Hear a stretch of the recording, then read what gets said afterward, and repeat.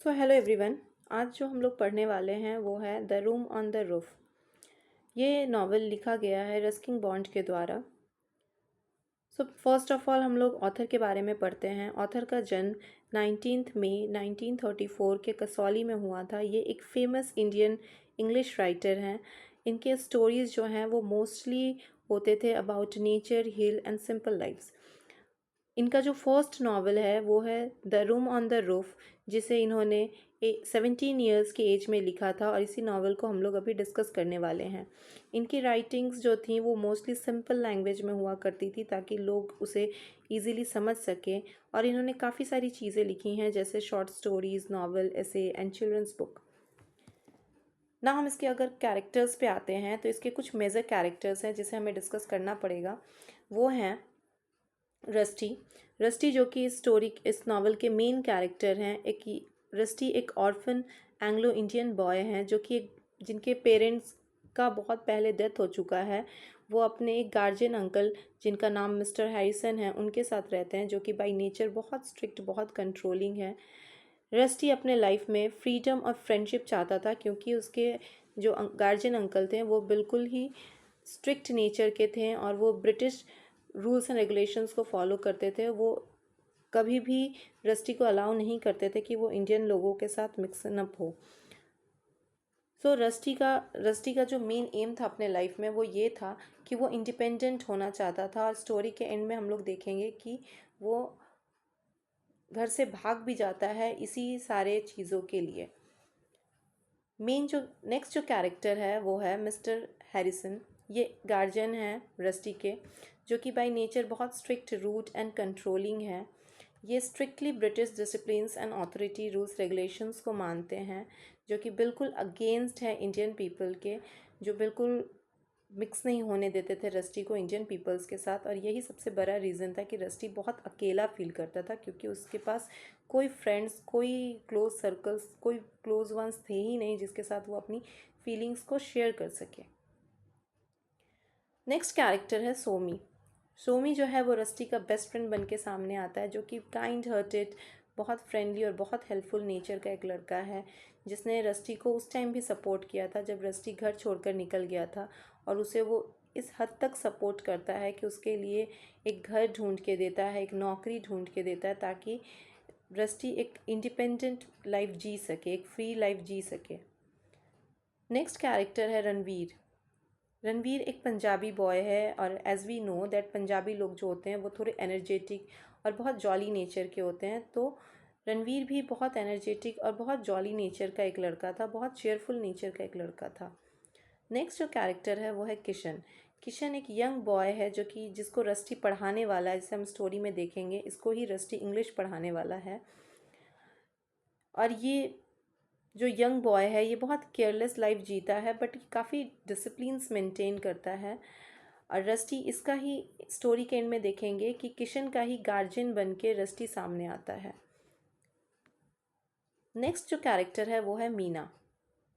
मीना किशन की मदर है, जो कि बहुत काइंड हार्टेड, जेंटल और केयरिंग वुमेन है। वो रस्टी की तरफ बहुत लव और अफेक्शन शो करती हैं। और स्टोरी के मिड में हमें यह भी पता चलेगा कि that they both of them fail in love with each other, क्योंकि कहीं ना कहीं मीना भी बहुत लोनली थी। वो मैरिड थी, उसके हस्बैंड थे जिनका नाम मिस्टर कपूर है, बट वो बहुत ही ड्रिंक एडिक्टेड, अल्कोहल एडिक्टेड लोग थे, इंसान थे, जिसके वजह से वो बहुत लोनली फील करती थी। और रस्टी भी अकेला था। कहीं ना कहीं यही एक रीज़न था दोनों के कनेक्ट होने का।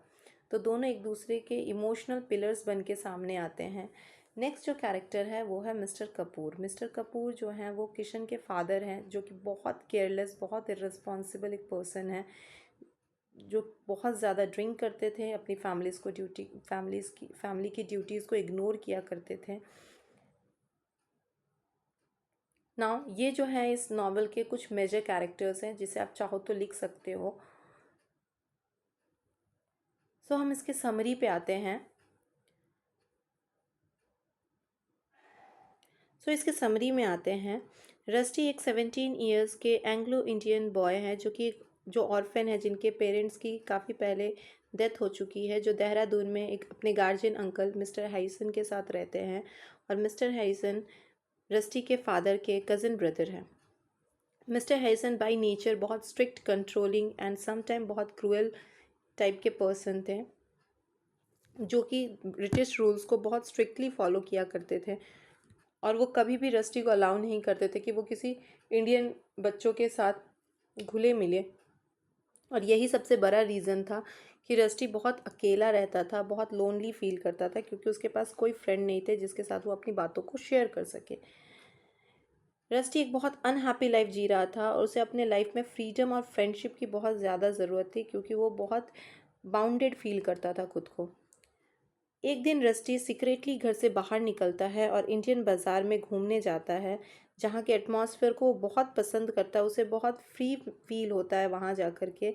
और वहीं इंडियन बाज़ार में वो अपने दोस्तों से मिलता है, जो कि उस टाइम तक उसके दोस्त नहीं थे, बट उस दिन से उसके दोस्त बनते हैं, जिस दिन वो सीक्रेटली वहाँ से बाहर अपने घर से निकल के इंडियन बाज़ार में जाता है। और वो थे शोमी। और शोमी ही वो लड़का था जो कि रस्टी को अपने पूरे ग्रुप से इंट्रोड्यूस कराता है, पूरे ग्रुप से उसकी फ्रेंडशिप करवाता है। धीरे धीरे ये लोग मिलने लगते हैं। ये बॉयज़ अपने बॉयज़ का जो ग्रुप था, जो फ्रेंड सर्कल था, उसमें वो लोग रस्टी को भी इंक्लूड कर लेते हैं। एक दिन ऐसा होता है कि रस्टी को वो लोग इनवाइट करते हैं होली फेस्टिवल के लिए। रस्टी जाना भी चाहता है, बट स्लोली ग्रेजुअली ऐसा होता है कि रस्टी अपने इस फ्रेंड सर्कल में बहुत खुश रहने लगता है, बहुत केयर फ्री लाइफ जीने लगता है। और इसके बारे में मिस्टर हैरिसन को पता चल जाता है। और जैसे ही उन्हें पता चल जाता है, वो बहुत ही ज़्यादा गुस्सा हो जाते हैं। वो बहुत बिल्कुल गुस्से से वो पागल हो जाते हैं, क्योंकि उन्हें लगता था कि रस्टी ने उनके बाउंडेशंस को तोड़ा है। और वही वो दिन था जिस दिन रस्टी को वो बहुत ज़्यादा क्रूअल तरीके से मारते हैं।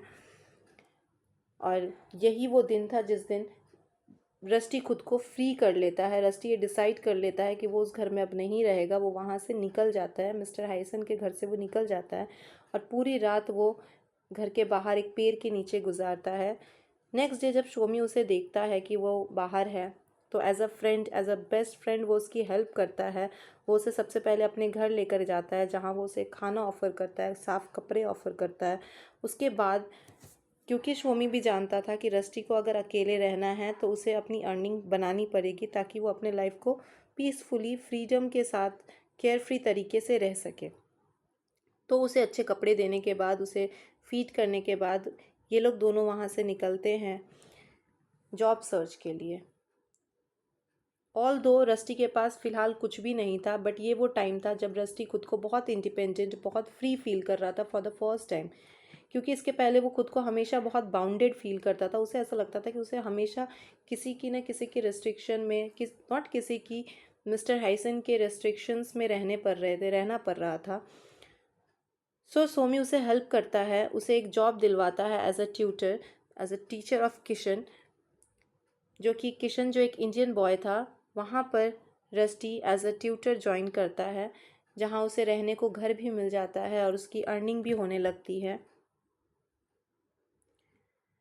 नाउ किशन जब उसके घर पे रहने लगता है, उसे बहुत कुछ चीज़ें मालूम पड़ती हैं। जैसे रस्टी जब किशन के घर पे रहने लगता है, तो उसे बहुत कुछ मालूम पड़ती हैं किशन के फैमिली के बारे में।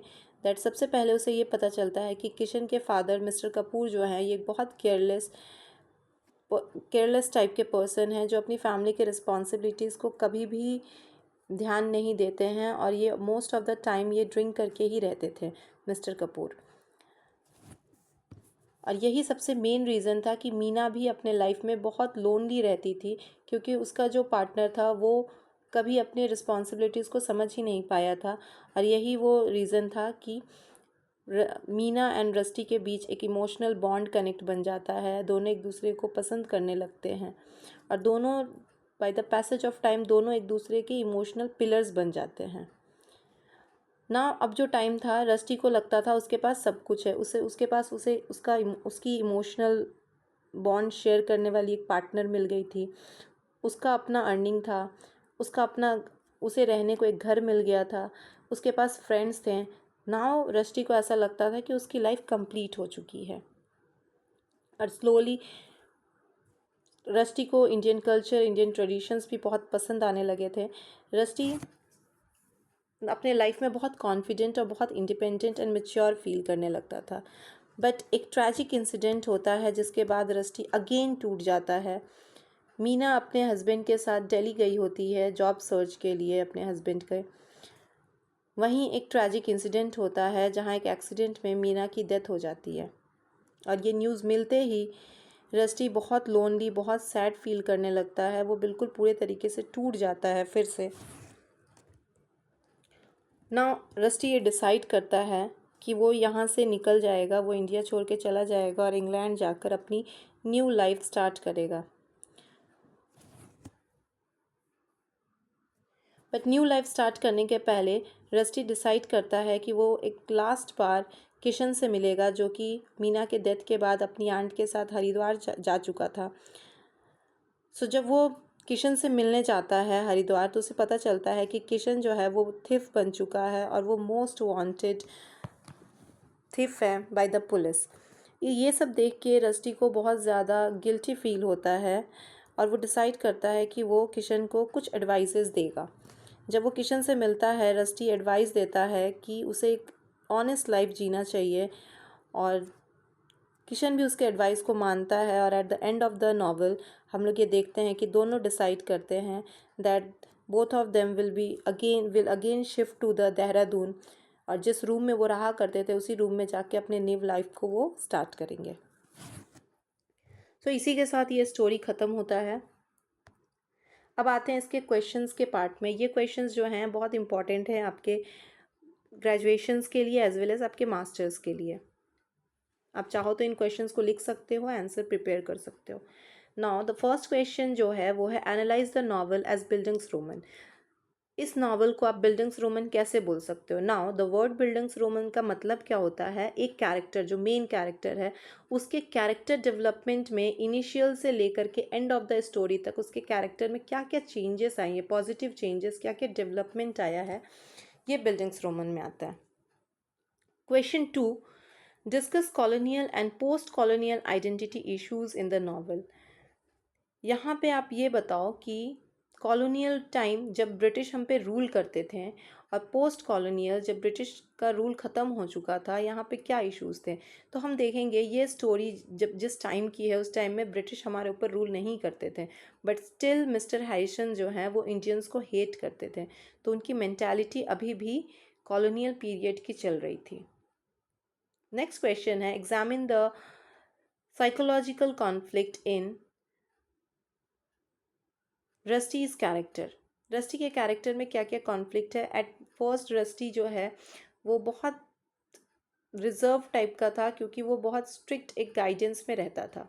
स्लोली जब वो अपने दोस्तों के साथ आता है, अंकल के घर को छोड़ देता है, तो उसके कैरेक्टर में बहुत सारी चेंजेस आती हैं। नाउ नेक्स्ट क्वेश्चन है critically analyse the symbolism of the room on the roof. The room on the roof इस क्वेश्चन का एक और पार्ट बन सकता है। Right the significance of the title. दोनों का आंसर सेम होगा। So the room on the roof, ये रूफ वाला जो रूम था ये रस्टी के लाइफ में बहुत इंपॉर्टेंट रोल प्ले करता था। यही वो रूम था जिसने रस्टी को इंडिपेंडेंट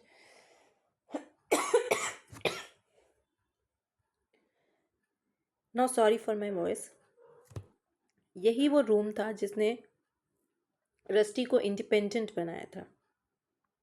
नेक्स्ट क्वेश्चन है evaluate the narrative style and simplicity of Ruskin Bond. इस स्टोरी को सिंपल वे में किस तरीके से रिप्रेजेंट किया है रस्किंग बॉन्ड ने, कि एक लड़के की लाइफ किस तरीके से चेंज होती है या फिर किसी की मेंटालिटी का किसी एक बच्चे पे क्या असर पड़ता है। नेक्स्ट क्वेश्चन है discuss the theme of alienation and belongings in the novel. After that analyse the role of loss and sufferings in shaping maturity. And the last question is compare Rusty and Kishan as contrasting characters. So ये जो questions हैं ये questions बहुत important है आपके masters और graduations के लिए। इन्हीं क्वेश्चंस में से आपके पेपर्स में क्वेश्चंस बनाए जाते हैं, प्रिपेयर किए जाते हैं। तो इन क्वेश्चंस को आप अच्छे से प्रिपेयर कर लोगे, आप अपने इस नॉवल के लिए रेडी हो फर्दर एग्ज़ाम्स के लिए। So thank you class.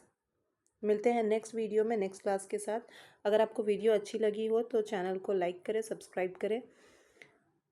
And आपके कुछ क्वेरीज़ हों, आप अगर किसी टॉपिक पे वीडियो चाहते हो तो आप इसे कमेंट सेक्शन पे कमेंट करके बता सकते हैं। Thank you.